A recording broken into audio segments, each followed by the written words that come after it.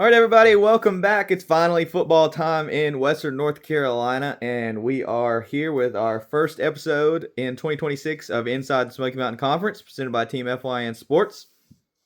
We spent the last few months talking about what our Smoky Mountain teams might look like, who they lost. They've got some new coaches around the area, new quarterbacks, all kind of stuff. But now we finally get to see it for real this Friday night. And we've got some good matchups on hand, so let's go ahead and start with our preseason rankings. We'll get into some preseason awards, and then we will get into our picks for this week's slate of games. We put our full conference preview out earlier this week, but we're going to go through the rankings. Obviously, we haven't seen anybody play a real game yet, so this is all just based off of who's returning, who's looked good so far in their scrimmages, and what we think, looking at our crystal ball, is going to happen coming into the season. So starting from 7 to 1, number 7, we've got Rosman.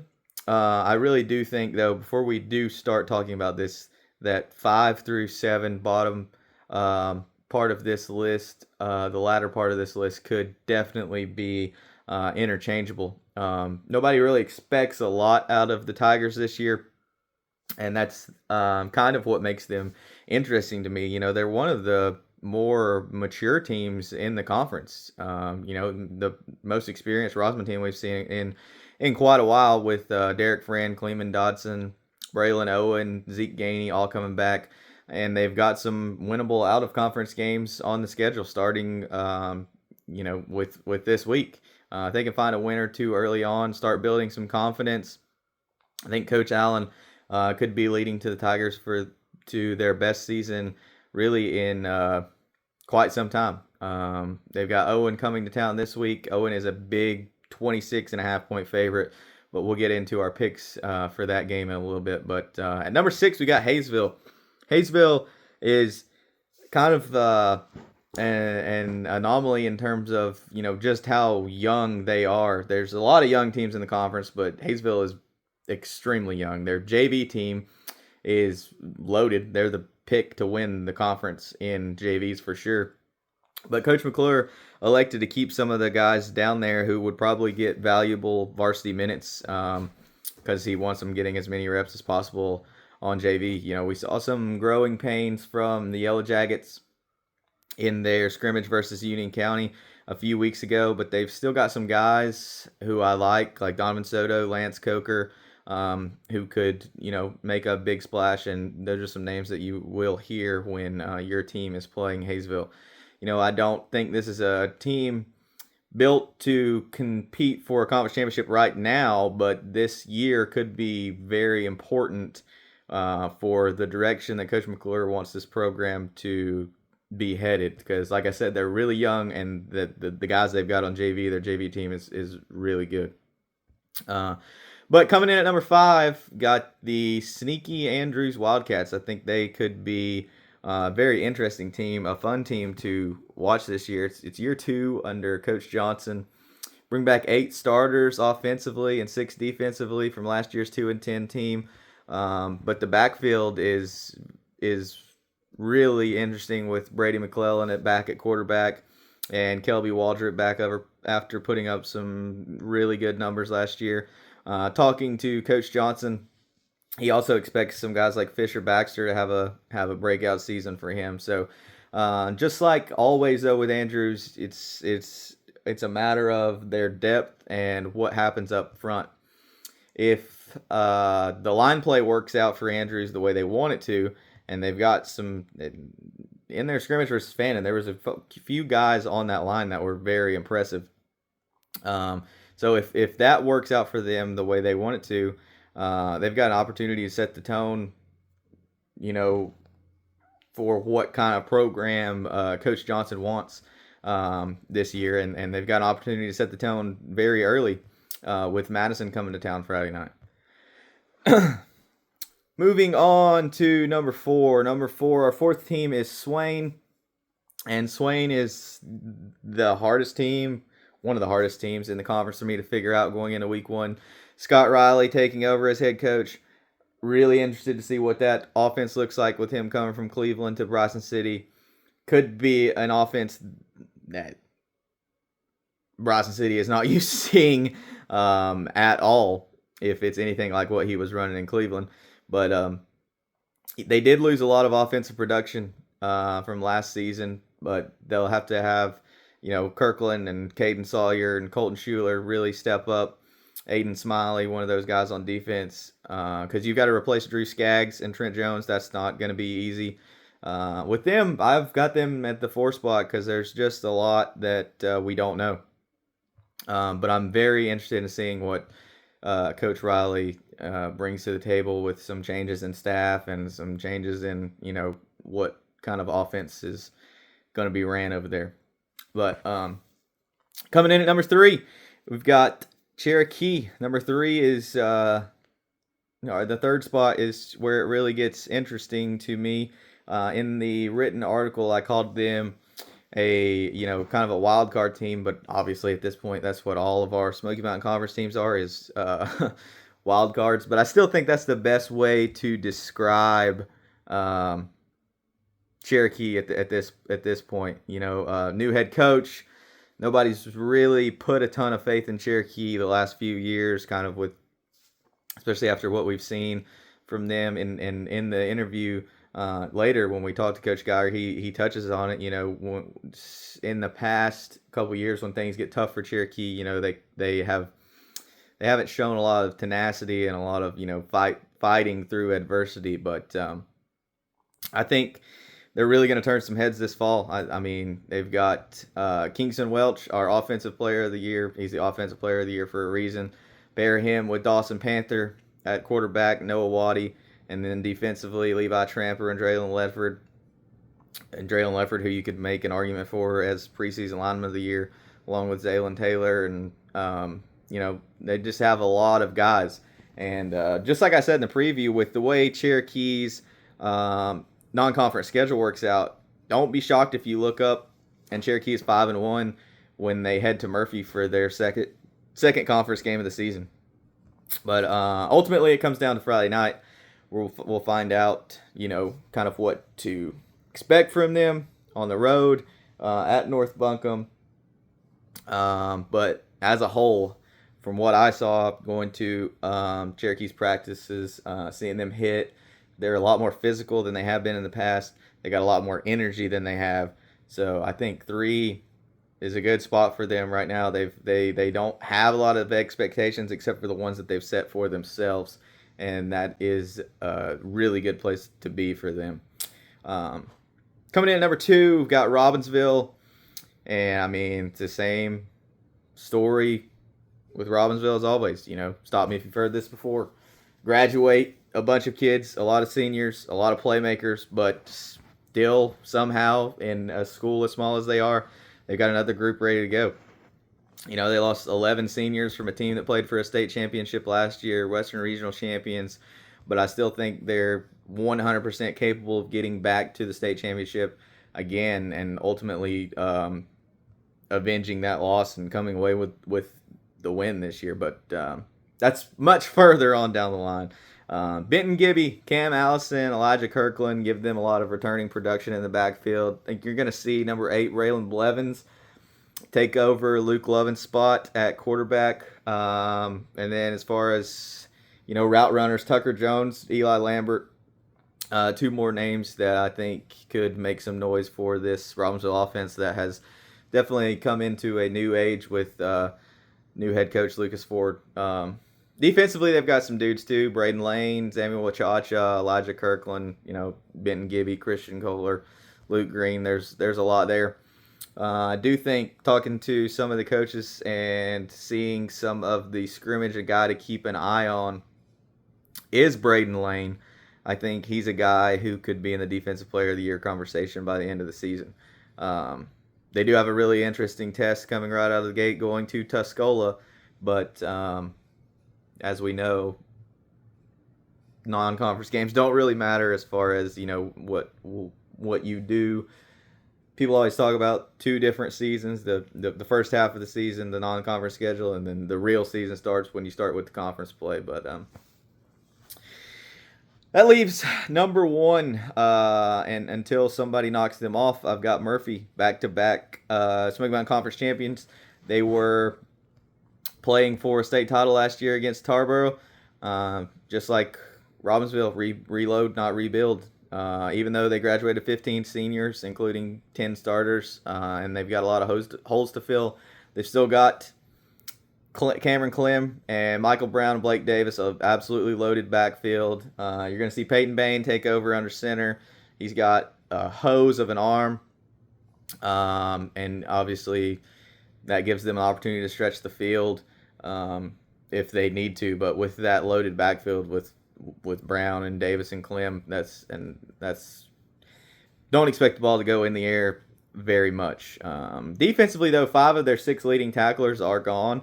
Anthony Catuto is back, and Grayson Hall, Aiden Williams, Blake Davis, Dante Barber. Secondary returns other than Ryan Payne, but there's a lot of talent there. It's just going to be about how well is this group going to mesh together. But that's how we've got them. Murphy at 1, Robbinsville at 2, Cherokee 3, Swain 4, Andrews 5, Hayesville 6, Rosman 7. There's a difference between where a team is ranked right now heading into the year and where their ceiling is. Cherokee, Swain could definitely be better than 3 and 4. Andrews could take a huge step. Robbinsville, Murphy game is at Robbinsville this year. Never know what could happen there. But the good part about it is we are going to get some answers. Start seeing things get a little less cloudy come Friday night.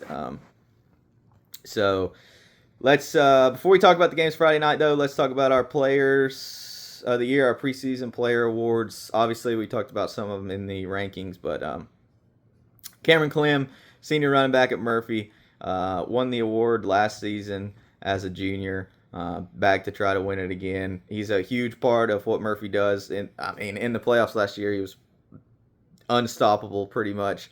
Going into week 1, he's our pick as the best overall player in the conference. Offensive player of the year coming from Cherokee, Kingston Welch. Talked to Kingston some earlier this offseason. Asked him, if 1,000 yards was a goal of his. 1,000 yards is not a goal of his. 2,000 yards is a goal of his.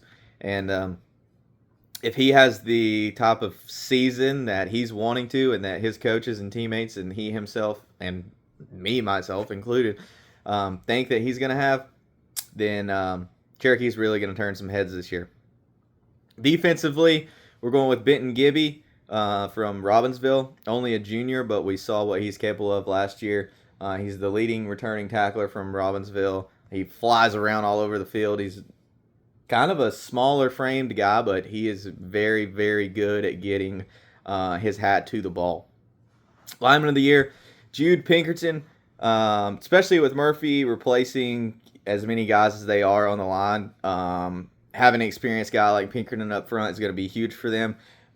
Don't be surprised if you see him playing around on both sides of the football. That's just going to be the way it has to be for Murphy this year with their lineman depth. But he is definitely one of the top linemen in the conference, and as of right now, he is our lineman of the year. Newcomer of the year, Elijah Kirkland, a junior from Robbinsville, is another guy who I think is going to be a really important piece for Robbinsville if they want to make another run at that state championship. He's going to be a playmaker on both sides of the football, and that's definitely a name that you are going to get tired of hearing when you go play Robbinsville this year. But there you have it. Our preseason awards, our preseason rankings, and now here is the part that everybody likes, the part where I get to make myself look like an idiot. We will get into our Week 1 game previews and Week 1 picks. Let's start in Murphy. A game that's going to be advertised, or it's going to be broadcasted live on fyntv.com. Franklin Panthers coming to Murphy. Franklin is a 10.5 point favorite on the road coming to Bob Hendricks Memorial Stadium. Obviously, it's our game of the week because this is the game that we've got broadcast on FYN TV. But a lot of questions going into this one. We just kind of touched on some of them. What's Peyton Bain going to look like leading this offense? What's the offensive line going to look like in this offense? Defensively, how does Murphy replace 5 of its 6 leading tacklers? And you're playing a Franklin team that's absolutely loaded this year. They're always very well coached. This is always a dogfight. Very beginning of the year.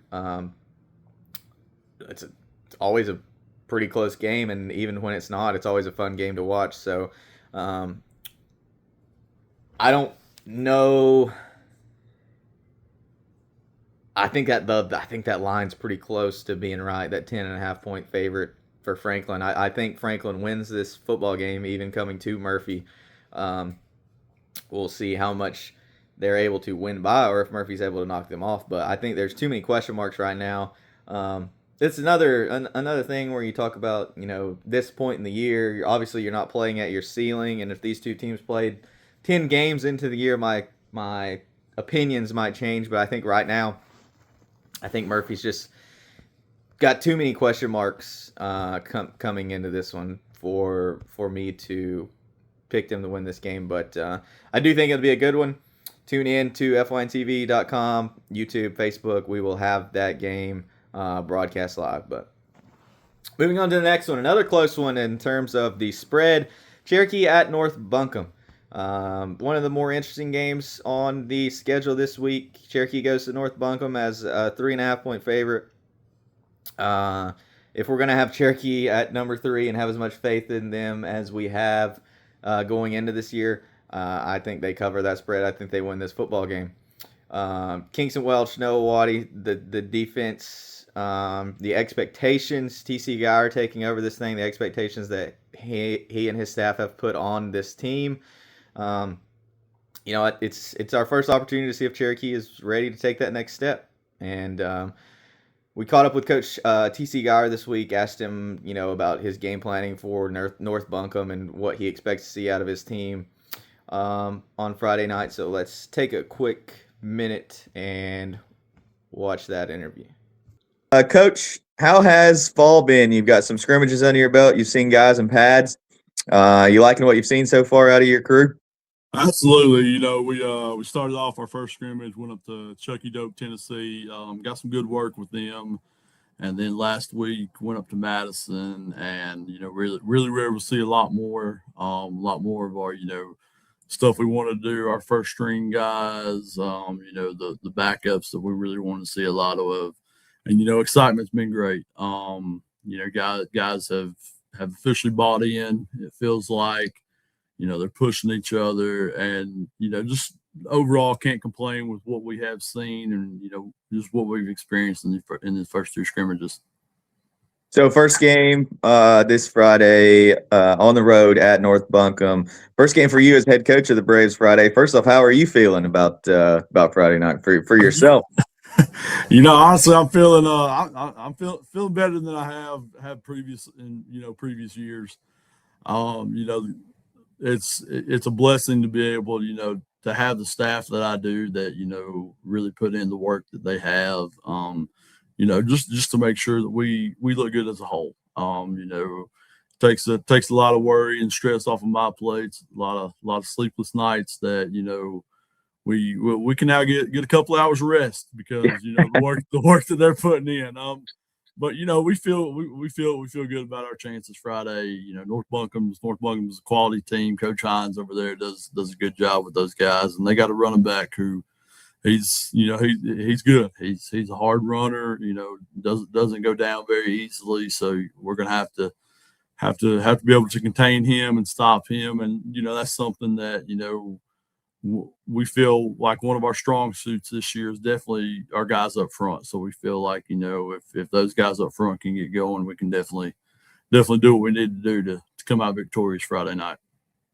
Yeah, so piggybacking off of that, my next question was going to be, what do you expect from North Buncombe? Obviously, you're not going to see, the air raid kind of offense, but how are you scheming things up to put your guys in a good position Friday night? Absolutely. Again, you're not going to see they're not going to come out and chunk it all over the field like some teams in Buncombe County do. They're more fit to what we see conference wise. Ground and pound, and then try to hit you over the top. Once you're kind of sucked in. So realistically, we're not doing a whole lot different. We're going to stick to what we do. That's one thing that I believe. Defensively, I don't necessarily like to adjust our defense for what we're going to see. We're going to play sound football in what we do, and we're going to stop you with that. So that's our game plan coming in, and then again we got a pretty good running back ourselves in the backfield. We're going to try to For utilize. sure. We rested him a lot during these two scrimmages, so we're going to try to get the ball in his hands and again, once teams start honing in on him, we've got some guys outside too that can make some noise happen. So we're definitely gonna try to spread the wealth around like we have been during the scrimmages, and just get guys involved, but play our brand of football. We feel as if we play our brand of football, we're good. We're good with whoever you put us up against. So obviously, you want to score points, you want to win the football game, but what do you expect to see from your Cherokee team this Friday? Whether that be toughness or unity, or what are your expectations for this team in their first game Friday night as under your tutelage? Absolutely. What we've been preaching all summer. That's what we expect. We expect them to play together, to be together. We also expect them not to quit. That's one big thing that I want. I want to make sure that Cherokee doesn't do, and that's what I saw on film a lot last year is when they hit a bit of adversity, they would kind of quit and pack it up. And that's we haven't necessarily seen much adversity yet in terms of the scrimmages, but they've seen it in practice. We put them in situations where hey, you're down 6, there's a minute left. Oh, we just got backed up 15 yards. So we try to manufacture that adversity best we can. But the big thing that we're looking for is just compete all 4 quarters, no matter whether it comes out on our end or their end. Now we're hoping it comes out on our end, but just compete all 4 quarters and just be there for each other. That's the big thing. We got a good group, and we got a group that loves to see each other succeed. Friday night we're at Madison. 2 guys come up to me and say, "Hey, can we get so and so the ball? Can we get him a touch?" That's to see that early on. It means you're doing something right. The message is kind of hitting home with these guys. So if we can continue to build off that and continue to grow on that, that's that's going to be good for us down the long run. When we want to see other guys succeed, and we're not necessarily worried about, well, I only have this many yards or this many touches, but we want to see each other succeed. That's the big thing. Well, Coach, appreciate you. Thank you for your time. Good luck this Friday. Go Braves. Yes, sir. Appreciate you, Jake.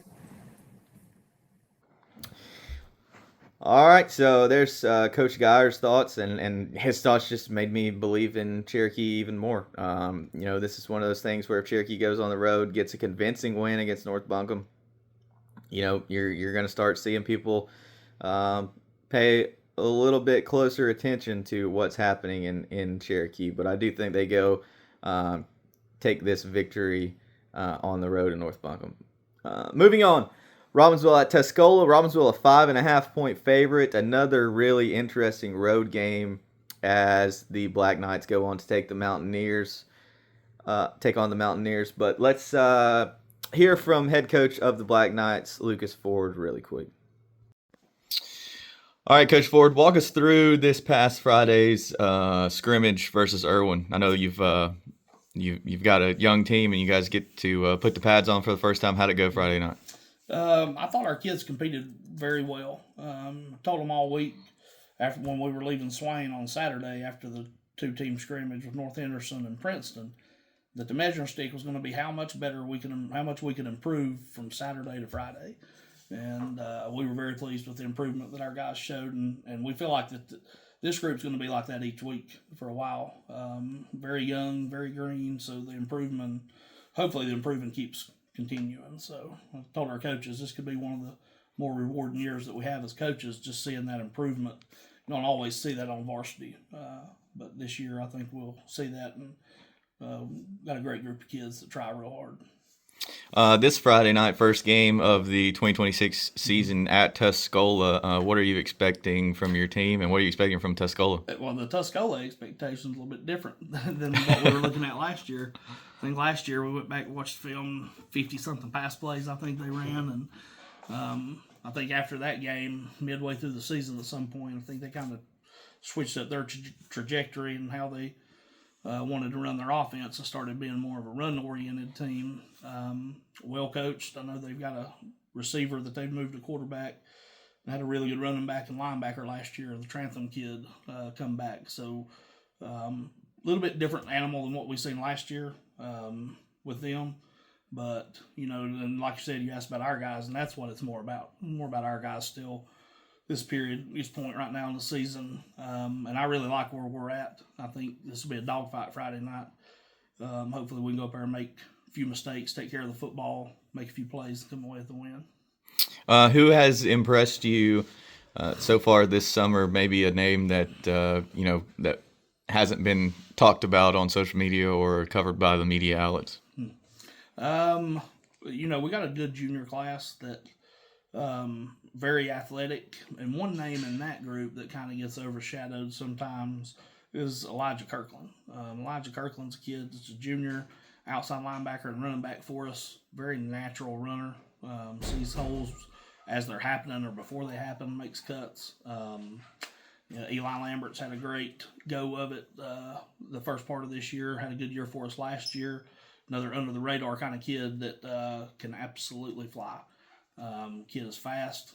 Kid works hard on his speed and strength and has great hands and route running ability.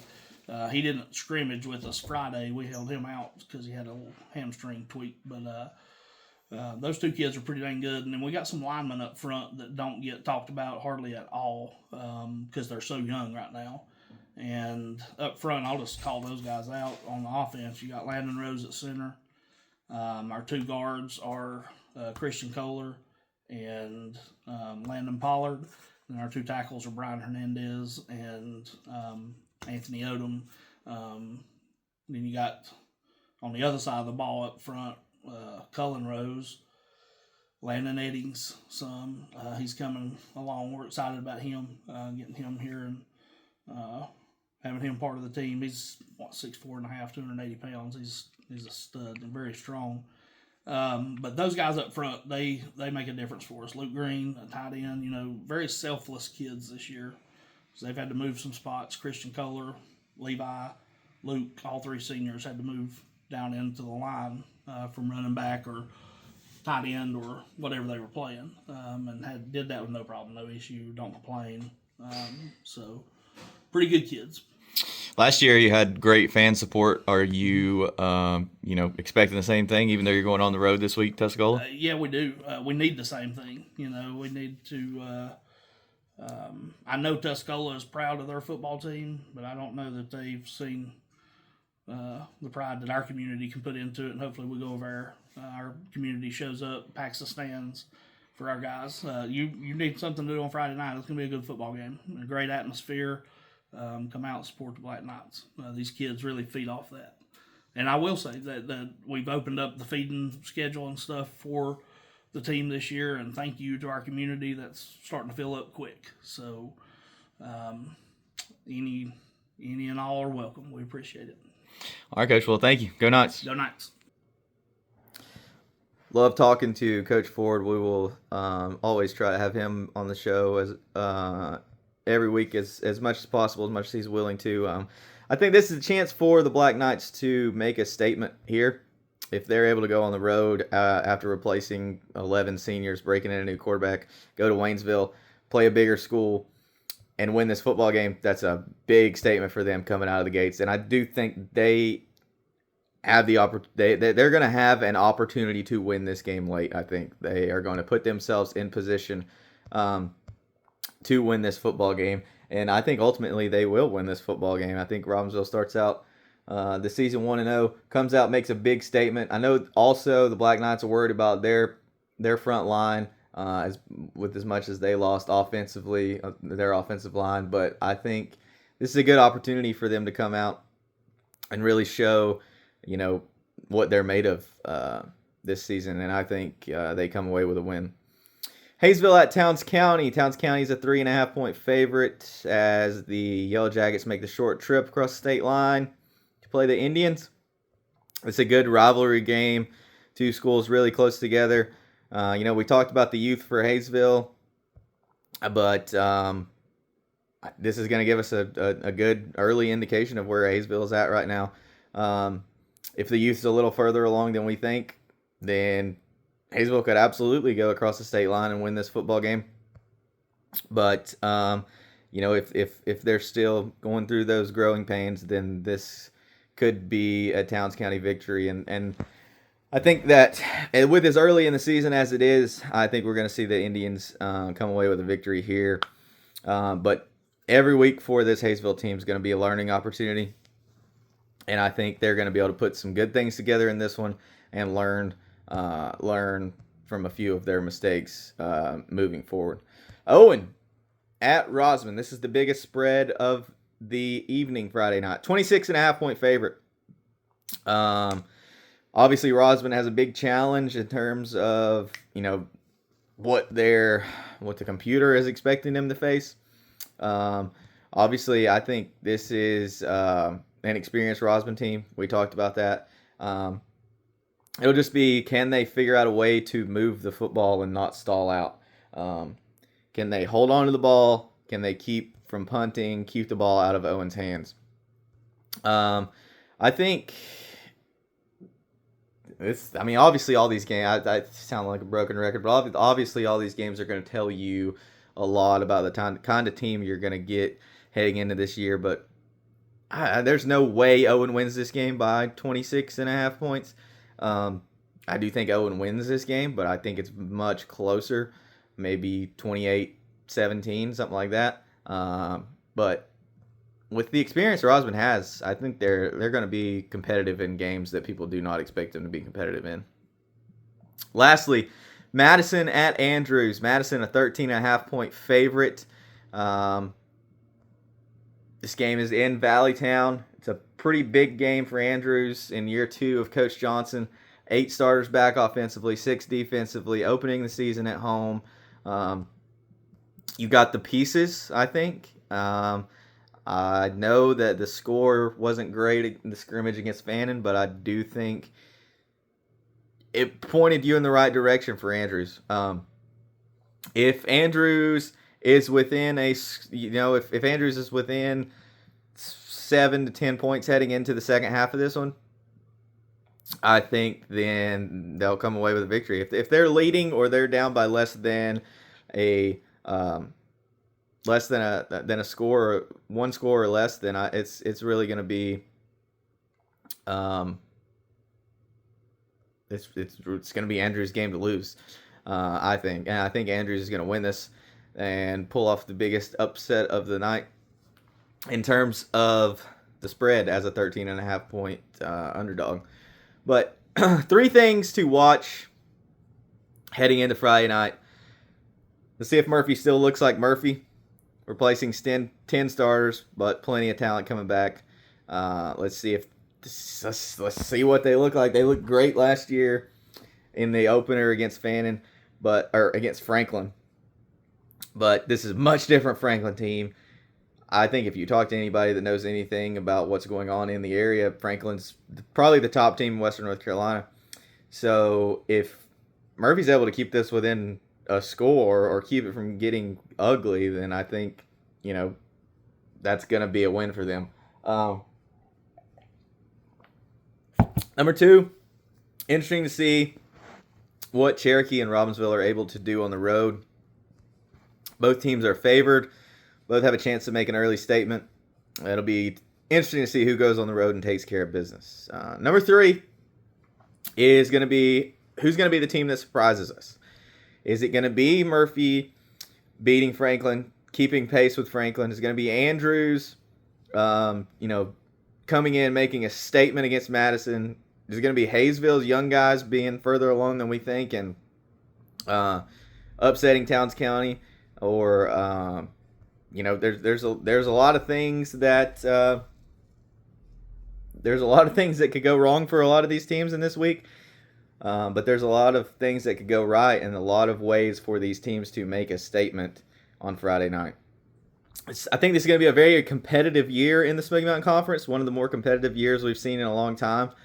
But after Friday night, 7:30, finally stop guessing, actually watch some football. And you can watch football live on FYNTV.com this Friday as Franklin travels to Murphy. That's our game of the week. It'll be the game to watch for us, but there's a lot of great games around the area. Get Out's going to be maybe raining, maybe not, but get out and watch some high school football. You ain't got anything else better to do. But thank you for watching. We'll be back same time next week.